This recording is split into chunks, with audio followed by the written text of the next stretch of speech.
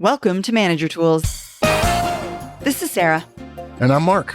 Today's podcast, Top 10 Hiring Mistakes, number 8, Unprepared, part 2 of 2. This guidance answers these questions. What are the most common mistakes in hiring? By the way, there are a billion of them. What preparation should I do before an interview? And why is being unprepared dangerous for an interview? If you want answers to these questions and more, keep listening. Are you working toward your next role? If you're thinking about leadership, start building the skills that prepare you for advancement. Manager Tools Effective Manager Conferences teach you how to build trust, demonstrate professionalism, and communicate like someone ready for responsibility. Explore upcoming training at manager-tools.com/training. Folks, it's completely okay for an interviewer to think during their preparation, I want to like working with this person. I want to like them. I want to like them. I want to enjoy them. I want to have fun with them. It is completely reasonable to assess whether or not you would enjoy working with them when it comes to hiring them. But the idea of the criterion is wasted if it's not turned into behavioral specifics that you and others can interview against. Yeah. Now, look. The amateur manager or interviewer says to herself, well, I don't really have to come up with specifics for liking someone.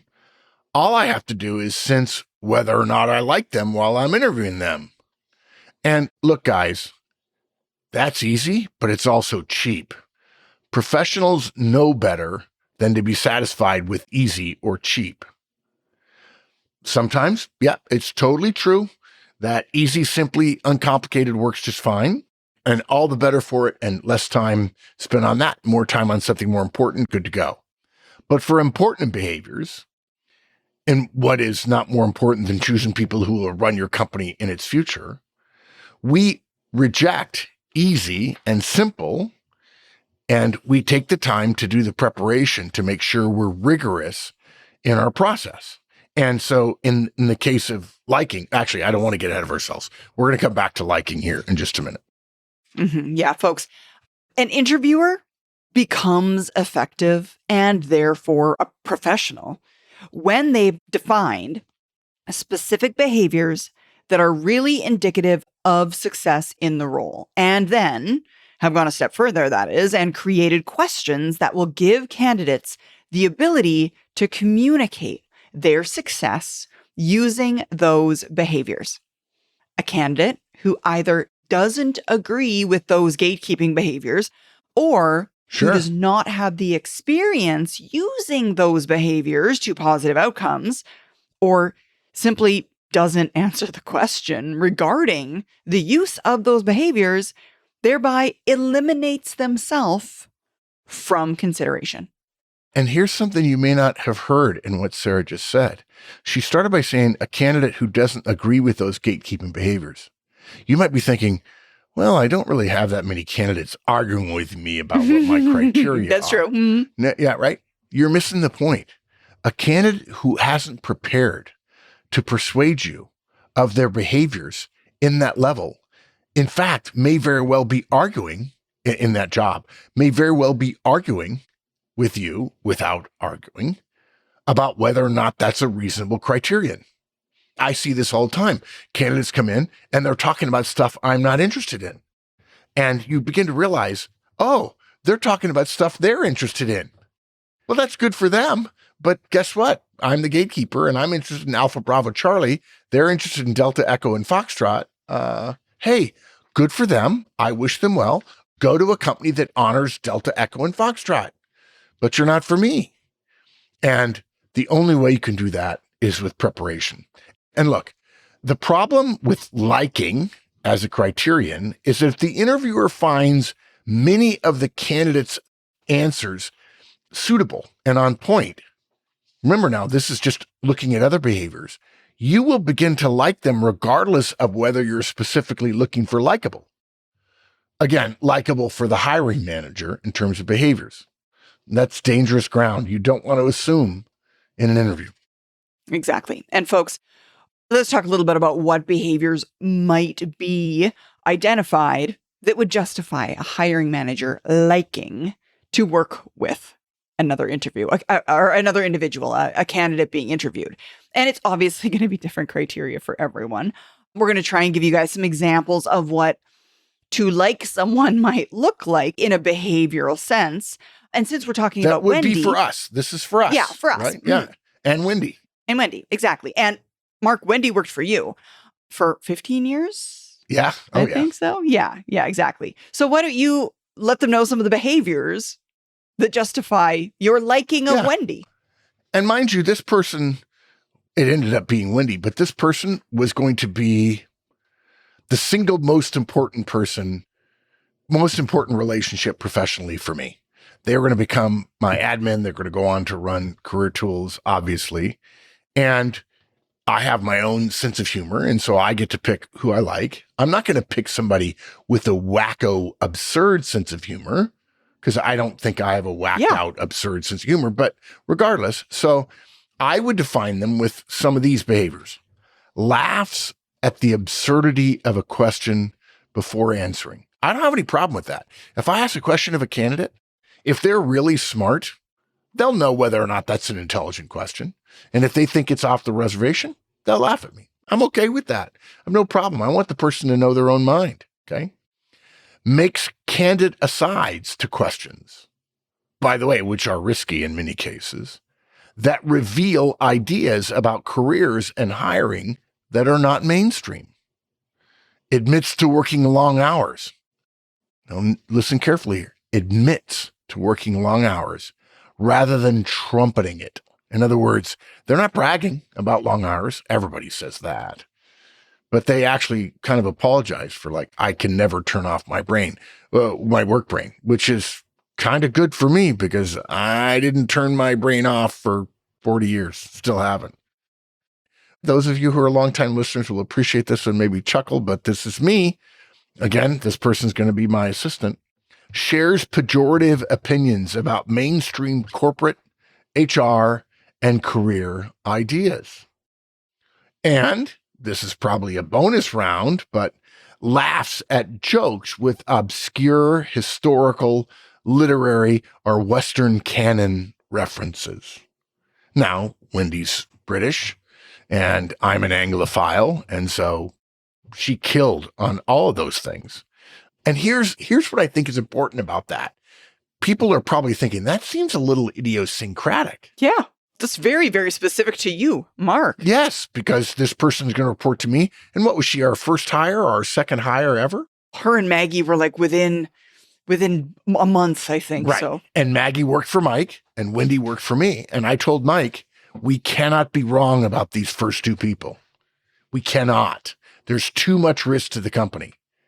To go from 2 to 4, to double in size. Imagine going from 100 to 200 and discovering that 50 of the second 100 are wrong.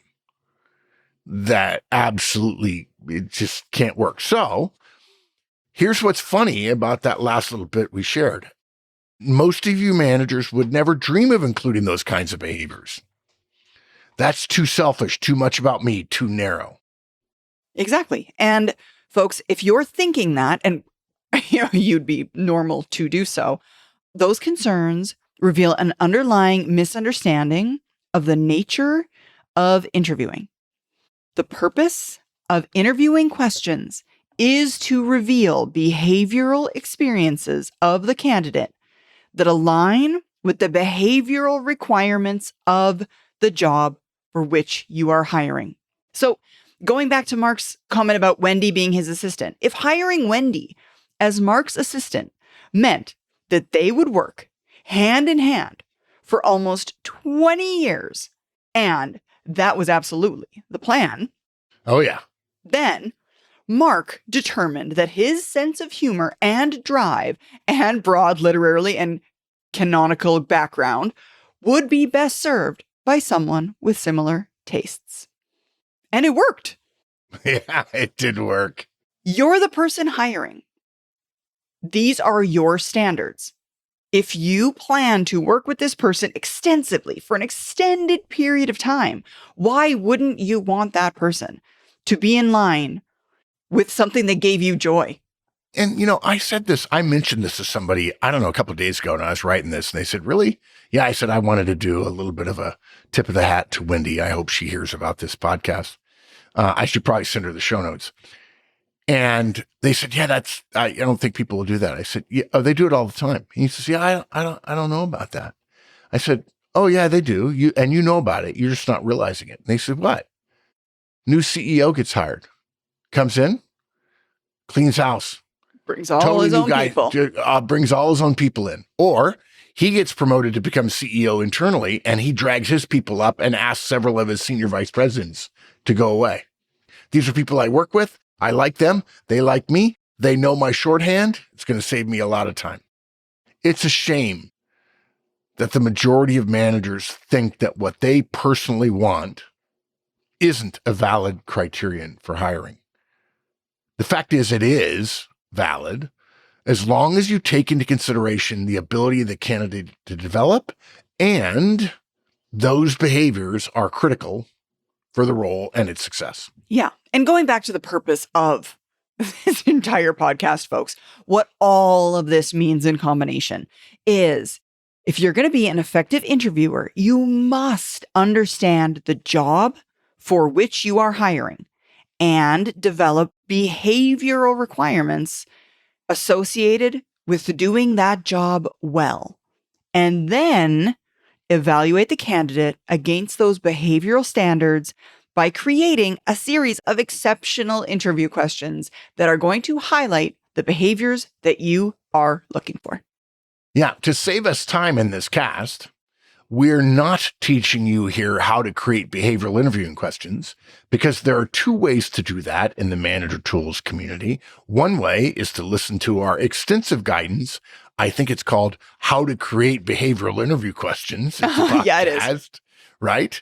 And the other one is to use our interview creation tool to have our system create behavioral interview questions for you based on your analysis of a job. Yep. All of our licensees, Career Tools, Manager Tools, Executive Tools have access to interview creation tool. Okay. So next step, preparation bravo. Step 2, knowing the candidate. Too many managers, guys, mistakenly believe that their colleagues who are great interviewers can simply walk into a room, ask a few questions, and just know whether or not a candidate is right. And I'm going to take this a step further. I'm a hiring, interviewing, partially because of my recruiter experience, but also because of my experience seeing it play out in both Manager Tools and in Horseman & Company before. I consider this to be a golden key. It's almost the silver bullet. The silver bullet of managing is one-on-ones, but the upstream silver bullet is hire well, and you'll make managing easier. And I got to tell you, as an aside, if you've got somebody in your team who's old and he's experienced or she's experienced, and you're like, yeah, I don't follow any of those systems. I just go with my gut. Don't let that person interview.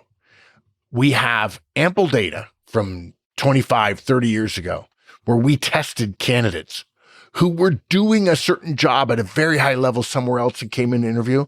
And the person who went with their gut, quote unquote, we're recording this visually now for YouTube, but I'm doing Joey air quotes right now. That person lagged everybody else in terms of their predictability, their ability to accurately predict performance. It even goes a step further. We further found out, we asked around, how did that person get that reputation? You know what it almost always boiled down to? One really good hire they made. And suddenly now we can let them be an amateur, a luck-seeking amateur for years and years and years, hiring all kinds of people that don't do well. In fact, I've always wondered why HR organizations haven't ever done, after the fact review of who did these managers hire and which ones turned out good and which ones didn't. So they can identify the people hiring best in their organization and figure out what those people are doing. And either teach the people who aren't or get rid of the managers who are hiring the people that don't turn out all that good. I'm amazed at it. So, okay. It's silly and amateurish to think that somebody can go with their gut, and you should not do that. And in the same way that you have the ability to insist on how your organization is run, you can insist on how your people, your subordinates, if you're a director or above, how they interview. In fact, if you're a frontline manager even, you can insist on your direct reports, whom we recommend should interview anybody who's going to join them. You should teach them how to interview. You could send them to our Effective Hiring Manager Conference. You could listen to our podcast. You could read the book, The Effective Hiring Manager. But regardless, you have to teach your people how to interview so we don't have somebody who's been a passenger in a car suddenly think that that qualifies them to drive the car. Look, there are too many examples of experienced managers hiring people without a comprehensive evaluation, and the candidate turns out to be highly effective as an employee. But folks, what you're talking about there is selection bias. That same grizzled veteran manager had missed plenty of candidates. He said no to, didn't like him, but they turned out great somewhere else. And this all comes back to preparation.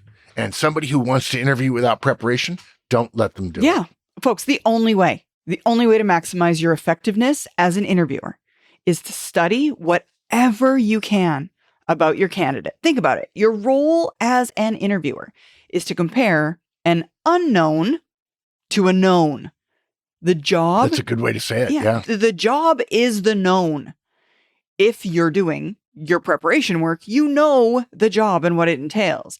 The unknown is the candidate that's in front of you right now.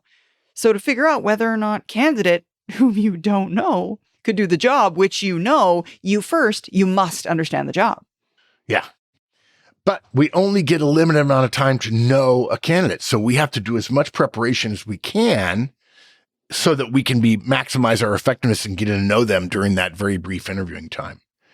It is a really good sign of an experienced interviewer who is told a candidate is really good and then looks at their resume and critically and declines to interview them. That can only come from preparation. We're assuming that nobody's here is biased enough to say no to somebody because of where they went to school or whether they didn't. Yeah, folks, frankly, sadly, a candidate's resume isn't enough, but it's all you have. So you've got to use that to go on. And you need to spend time analyzing that resume. Please consider their LinkedIn profile. Be ready to call any references that they've got if they pass the interviewer, the interview itself. What have they done? How well did they do that thing?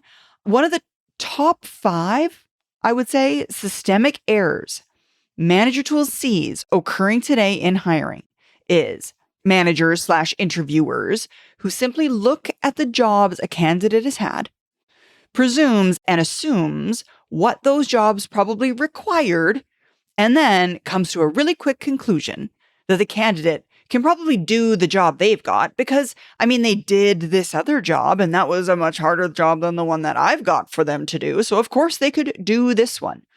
You know what assumptions do. That is total amateur hour. It's not enough to have done, quote unquote, done a similar job. The professional interviewer digs it to get at how well the candidate has performed the job on the resume. And frankly, the only way you can do that is learn how to conduct behavioral interviews by asking behavioral interviewing questions and then be willing to probe because people don't talk in behaviors. So have them probe to dig into what they actually did. When somebody says, I talked to my team, you can interrupt and say, I'm sorry, I apologize. Go back a little bit. You said you talked to your team. What form did the talk take? Did you talk to them individually? Did you talk to them in a group? Did you talk to them on a Teams call? Did you talk to them in a meeting? Did you exchange emails? Well, I asked, and the candidate says, I asked one of my guys what he thought. And you say, okay, so that's what you're saying is talking to your team? Yeah. Okay, well, great. Somebody who says they talked to their team and you discover they only interviewed one person, they only emailed one person and got a very short response. It's okay. It may actually be an okay example, but you have to know that when they tell you, if they come to work for you, when they say they talk to their team, it might just be one email to one person. This is one of the 5 biggest mistakes amateur interviewers make. They substitute they did the job, check the box for what they really should be asking, which is how well did they do the job? And the only way you can do that is by probing in detail when you ask behavioral interviewing question. Yeah. And in fact, folks, we don't technically care how well the candidate did in their previous jobs. A candidate who's excelled at every job they've ever had in areas that require skills that are of complete disinterest to us altogether isn't of any value to us. I don't care if you excelled in a job that has nothing to do with the job that I'm doing or need you to do. It doesn't matter to me how excellent you were at doing something that doesn't matter to me. Yeah. When you review a candidate resume, we recommend you don't look for how well they did, but rather how well they did as it pertains to relevant skills necessary for your role.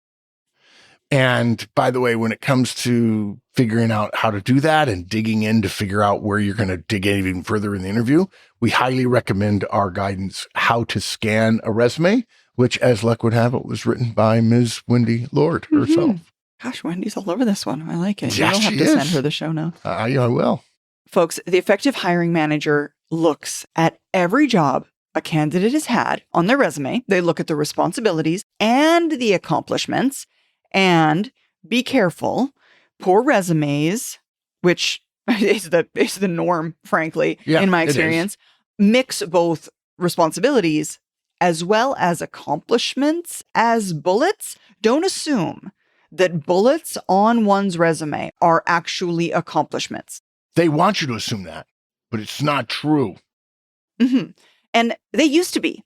But today, the majority of bullets we see are really only responsibilities, which, again, is a gross amateurish mistake. But we have to evaluate the resume that's in front of us. We can't gripe about whether or not this person did their resume right. So, yes, that's what we want to do. We want to look deeply at those responsibilities and accomplishments. That reminds me of one of my mom's favorite sayings. If wishes were horses, beggars would ride. Yeah, exactly. For every accomplishment you see, not bullet, but accomplishment, right? Because some of the bullets are going to be responsibilities, which is hogwash, but they try to get away with it. In fact, I've said no to resumes just based on the fact that the bullets were all responsibilities, because this person clearly didn't do anything very well, because if they had, surely they know they would trumpet it on the resume. So the absence of any trumpeting says, no, this person's not any good. But for every accomplishment, for every bullet that actually is an accomplishment, ask yourself two questions. First, how relevant is this accomplishment to the job I want them to do? Second, how did they accomplish it? And it is the second question that leads to behavioral interviewing based accomplishment questions. Yeah, folks, it would really, really shock us if a well-prepared manager or interviewer had less than 5 behavioral interview questions for a candidate based upon the information they gleaned from the resume. Oof, yes. And of course, we talked about our interview creation tool, which is available to all of our career tools, manager tools, and executive tools licensees. You don't need to create them from scratch. But again, if you do want to create your questions from scratch, we have a podcast, How to Create a Simple Behavioral Interview Question, that will help you create them all from scratch. Yeah. I mean, look, if you're listening and you've never given a behavioral interview, just listen to that podcast. It will make you better than 90% of your colleagues, of your peers. And by the way, if you're struggling and you want some help, if you're a licensee, write us, and we'll be happy to help you craft a behavioral interviewing question that's specific to the role and the behaviors that you're looking for. Now, look, I'm going to say this again. I alluded to this earlier. I didn't quite say it on the nose. For the record, if there are no accomplishments, we would suggest to you that your candidate is not much of a candidate at all. The candidate who puts bullets in front of her responsibilities is no different than someone who got fired for failing to do their job. We would never, here at Manager Tools, now admittedly, we are, for millions of people in the world, we are the source of managerial and professional and career knowledge and resume knowledge and interviewing knowledge and so on. But we would never hire someone with a resume that was so poorly created that all they did was turn their responsibilities into bullets. It's true that some people do it mistakenly with no ill intent, but it's also true that a great many people are intentionally trying to cover up that they did not do well. And so they don't have any actual accomplishment bullets. So they turn their responsibilities into bullets and attempt to mislead you, implying that they actually did those things well, when in fact, the way they're written, it's clear that they were responsible for those things, but they didn't actually deliver on them well. Yeah. And especially in a market like a job market like we have right now, you're getting probably 100. Winter 2000. Yeah, you're getting 100 resumes for every job you're putting out there. So trying to weed through and giving people the benefit of the doubt, it's not the time for that. Not the time. It's just not the time. Exactly. Leadership influence starts with knowing your own behavioral tendencies. Our MT DISC assessment gives you actionable insights that you can use immediately, improving communication, alignment, and decision-making. Start your year with sharper self-awareness at manager-tools.com/DISC. That's manager-tools.com/DISC. All right, so that takes us to our last bit of preparation guidance. Know how you'll decide. Now, at this point, you've developed a clear picture of what you're looking for. You've reviewed the candidate as best you can before the interview using their resume and LinkedIn and all the other criteria you've got. Yeah. Now, we only have to ask, how am I going to evaluate the candidate? What's my process for deciding? Yeah. And by the way, we're not suggesting that in the interview. We're talking about what's the process for deciding. And too many managers do not determine what their process for making the final decision is going to be until they have a candidate about which they have to make that very decision. But there are known systems, and we've put it out in podcast. There are known systems for how to do this, and all you have to do is follow our system. By the way, if you follow our system a couple times and you want to tweak it 10%, you're fine. That's totally fine. Make it your own. Okay? Imagine not knowing how you're going to decide whether to hire or not. The single biggest tactical decision that a manager makes, which has strategic implications for the company, because somebody might stay 25 years, right? And you don't know when you start the process because you have an opening and I've got to hire. Oh my gosh, I've got to hire. You have no idea how you're going to decide between one or two or three candidates who are actually going to potentially make it through the process. It sounds like amateur hour because it is. You're basically eating a sandwich. Okay, so now that is so good. This is always going to be the eating the sandwich cast. Well, it's the Wendy cast. I'm sorry, Wendy. Yes, Wendy, it is the Wendy cast. We already have, unfortunately, we have the Wendy curve. We do. Which is about behaviors across cultures and genders and so on. Yeah. Okay. So folks, again, we've said this multiple times. We have so many different podcasts about interviewing and hiring. So we're going to give you very distilled guidance right here. But again, there's many, many podcasts. By all means, go to us at manager-tools.com and get more. In fact, some of you may not know this. Sorry, Sarah, another brief aside here. You may not know this, but on our website, if you go to the map of the universe on our website, there's a link to it on the homepage. It will take you to an organized list of all of our guidance. And some guidance is in multiple categories. And if you go into hiring and go into interviewing and so on, there's hundreds of podcasts there. On the web page itself, every podcast we have has a web page. And if you search for a title, it will take you to that page. On that page, you'll notice that on the side, on the margin, on the right margin, I think, of the page, there's a thing called related casts. Well, you may not know this, but all of our shows are written in advance. One of the reasons we don't just chat about things, even though we hope you feel like it's a conversation, is because we have written the guidance in advance. And if you're a licensee, you can download the show notes and read them. But at the bottom of our show notes is a section called Mentioned. And in this particular cast, we have, as mentioned, which will be links to these casts' web pages on this cast web page, how to scan a resume, the Manager Tools interview creation tool, how to create a simple behavioral interview question, and the interview results capture meeting, which we're going to talk about now. Yeah, exactly. Sorry. No, I wanted everybody, because we're always having new people join the community. Yeah. Bring them in, help them understand. So folks, generally at a very, very high level, we have 3 recommendations regarding your hiring decision process. Of course, Our longtime Manager Tools community members are going to know the first rule of interviewing. The purpose of an interview is to say no. And we urge you that your first thought on the hiring decision ought to be, if I have any doubts at all, I must say no. We've said this before. You've heard us say it today. Warm bodies are not what we're looking for. We often say every warm body has a halo. And the only thing worse than an open position is filling it with the wrong person. And if we could do a show of hands right now, anybody ever hired somebody and it didn't turn out good? Yeah. Would you ever do it again? No. Yeah, that's right. While we simultaneously all say, oh, but you don't understand, it's so hard to fire people around here. Yeah, that's exactly it. Failed hires are so much harder because now you have to get rid of them, which is almost impossible. Or worse yet, you have to manage them. And both of those outcomes are worse than an open position, which your team can manage.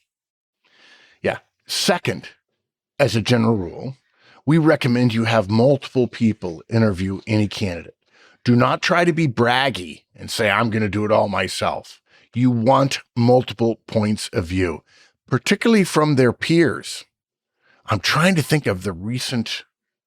Oh, I know. I was involved with a interview of a candidate for a senior position of a company I'm on the board of. And we asked one question twice, and I'm a very good interviewer. If you ask me of all the things I'm good at in my professional life, nobody's better at interviewing than me. That's my one thing that I'm really, really good at. Well, this person in the middle of the interview, when I started asking questions, he says, finally, you're asking tough questions. He had been interviewed for probably 15 hours. And I actually had written some of the interview questions that he had been asked, and he had basically been blowing them off. And I could not believe that he was dismissing other senior people in the company that I'm on the board of their interviewing process. That's how arrogant and bad he was. So, okay, multiple people interview a candidate. Too many candidates will behave distinctly differently with a peer than they will with the boss because they think the boss has the final authority. There's nothing almost so darkly satisfying is to have 5 no's from my directs and then to have a great interview with the candidate and realize, oh, the candidate was sucking up to me, but he wasn't to everybody else. This guy's going to be an ego problem. We better say no. So have multiple people interview. Now, look, we have tons of other guidance, guys, about who should be on the interviewing team, when they should interview, how they should interview. We have over 100 podcasts on that. And I'll just add a couple more things. We please recommend you follow our guidance for conducting an interview results capture meeting.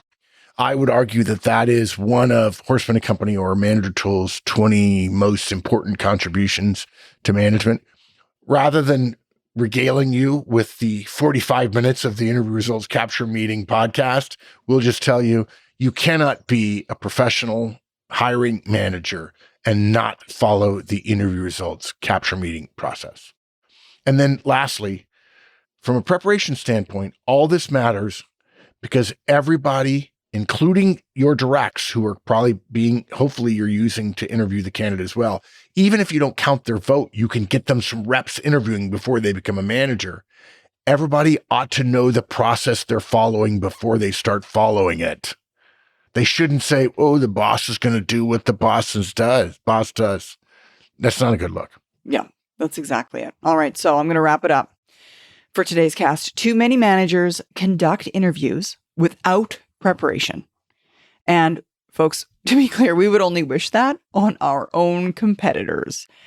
The effective interviewer knows that she has to know what the standards are, who the candidate is, and what the process for deciding whether or not that candidate is suitable for the role is. And it sounds reasonable, it sounds easy, and yet we find almost no one does it.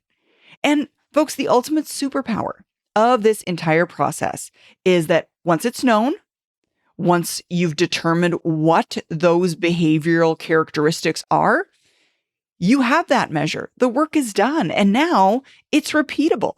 What that means is you and your team can get better at it with each interview you complete. And unfortunately for the unprepared manager, it's not repeatable and they're never going to get better, but you will. Yeah. And you know what? You start hiring for people. If you're a senior vice president and you're hiring a vice president who's going to make $750,000, you better not be wrong. That's when the stakes are high. Yeah. All right. Well, thank you, Mark. Thanks, Sarah. This is fun. Thank you so much, folks. We hope that this podcast helped you. Now help us, help others, and tell your friends. And of course, follow, rate, and review our podcast. And remember, 5 stars only, please. Bye, everyone.